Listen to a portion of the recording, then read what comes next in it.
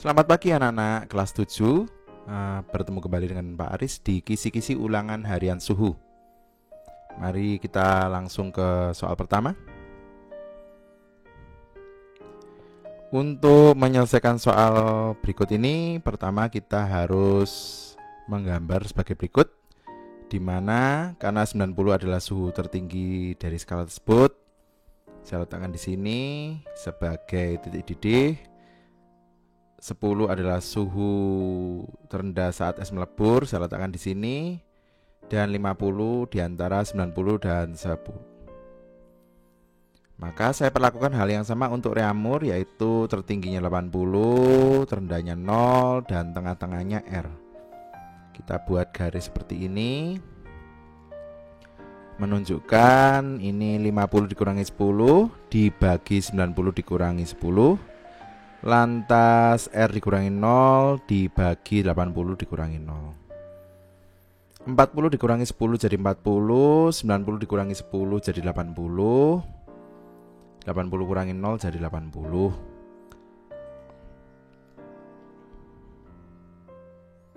Saya kali kedua sisi dengan 80 supaya 80-nya hilang, sehingga tersisa R sama dengan 40. Semoga bisa dimengerti.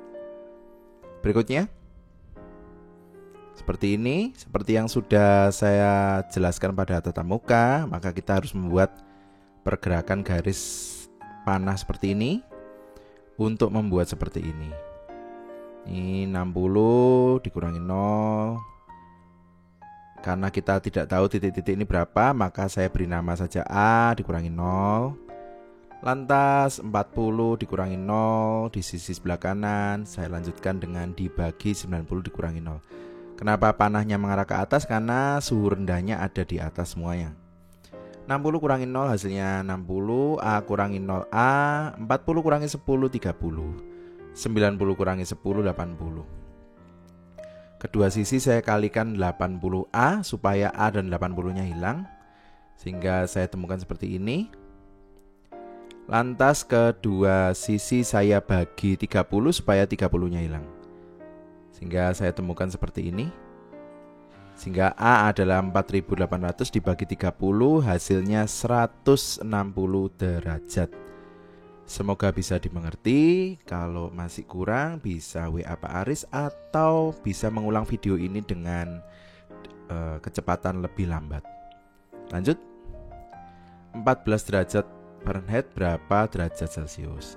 Anak-anak, kali ini beda dengan saat di kelas. Saya memberikan dua cara, yaitu cara pertama kalau lupa rumusnya ya. Lupa rumusnya, kita buat garis seperti dua soal di atas. Fahrenheit karena titik didihnya 212 saya letakkan di sini. 14 derajat saya letakkan di sini. Kenapa kok tidak 32? Karena kita tahu titik leburnya kan 32. 14 nilainya di bawahnya 32, maka 32-nya saya letakkan di sini anak. Hati-hati ya. Lantas Celcius kita tahu 100 dan kita tahu titik leburnya 0. Nah, 0 kan segaris sama 32 Fahrenheit sebagai sama-sama titik lebur, maka 0-nya saya letakkan di sini. Sementara C yang kita belum tahu angkanya saya letakkan di sini. Beda dengan yang di atas, bentuk garisnya seperti ini. Kenapa kok seperti ini? Karena sebetulnya anak panah itu selalu mengarah ke titik lebur. Nah, titik leburnya kebetulan ini ada di atas. Bagi 14 titik leburnya ada di atasnya. Bagi 212 titik leburnya ada di bawahnya. Begitu juga dengan C dan 100. Maka kita temukan hal seperti ini. 14 dikurangi 32, 212 dikurangi 32. Sedangkan sebelah kanan ada C dikurangi 0 dan 100 dikurangi 0. 14 dikurangi 32 hasilnya min 18. 212 dikurangi 32 hasilnya 180. 100 dikurangi 0 hasilnya 100. Lantas 18 dan 180 sama-sama saya bagi 18 sehingga hasilnya min 1/10. Supaya 100-nya hilang, supaya tersisa C saja, maka sebelah kiri dan kanan sama-sama saya kalikan 100, sehingga hasilnya sebagai berikut. Ini kenapa tinggal C ya, karena 100 sama 100 ini kan mencoret ini.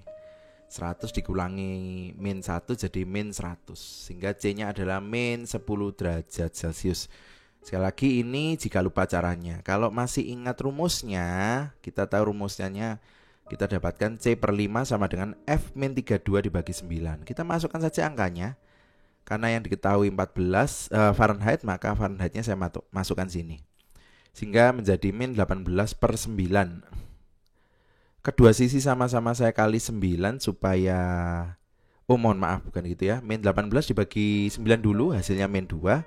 Lantas kedua sisi saya kali 5 supaya 5-nya hilang. Sehingga min 2 dikali 5 dan hasilnya sama saja anak-anak, min 10 derajat. Semoga bisa dimengerti. Jika kurang bisa WA atau mengulang video ini dengan versi lambatnya. Kita lanjut. 150 derajat Celcius berapa reamur? Sama, kalau lupa rumusnya kita bisa pakai seperti ini lagi.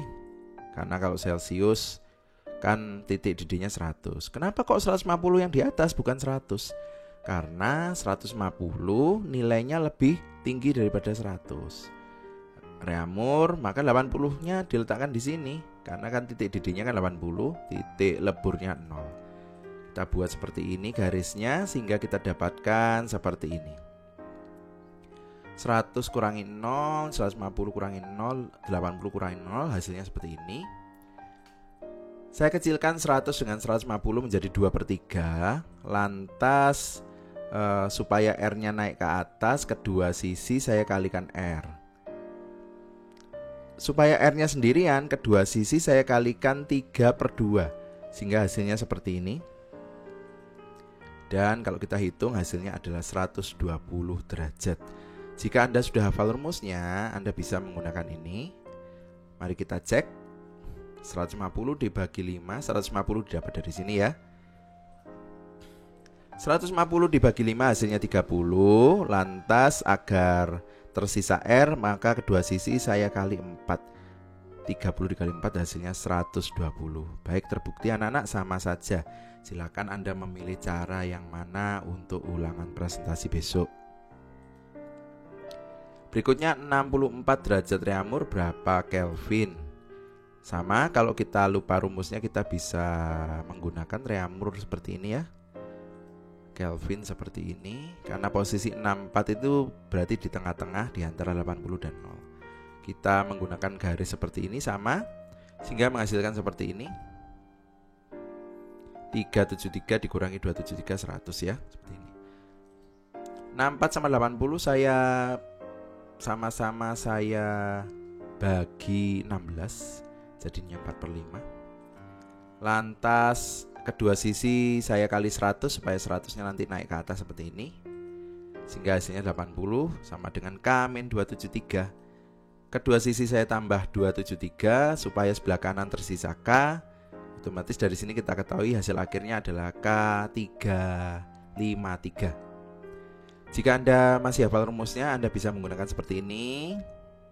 Kita masukkan reamurnya. 64 dibagi 4 itu 16. Lantas supaya 5-nya hilang, kedua sisi saya kali 5, sehingga tercipta 80 sama dengan K-273. Nah, perhatikan hasil seperti ini persis seperti hasil yang bagian ini ya, dari cara di atas. Jadi kalian juga bisa melanjutkan sampai menemukan hasil akhirnya 353. Semoga bisa dimengerti. Jika belum dimengerti bisa WA Pak Aris atau mengulangi video ini dengan kecepatan lebih lambat. Terima kasih anak-anak. Sekian kisi-kisi dari saya. Jangan lupa besok ulangannya presentasi ya. Nanti perhatikan tata caranya. Intinya kalian harus siap-siap dengan HP untuk merekam diri kalian mengerjakan soalnya. Kurang lebih per anak mungkin bisa 1 soal sampai 2 soal tergantung tingkat kesulitannya. Jika soalnya mudah mungkin bisa 2 soal, soalnya sulit mungkin hanya 1 soal. Durasi videonya juga saya usahakan pendek ya. Tetap sehat anak-anak, tetap semangat. Tuhan memberkati kalian semua.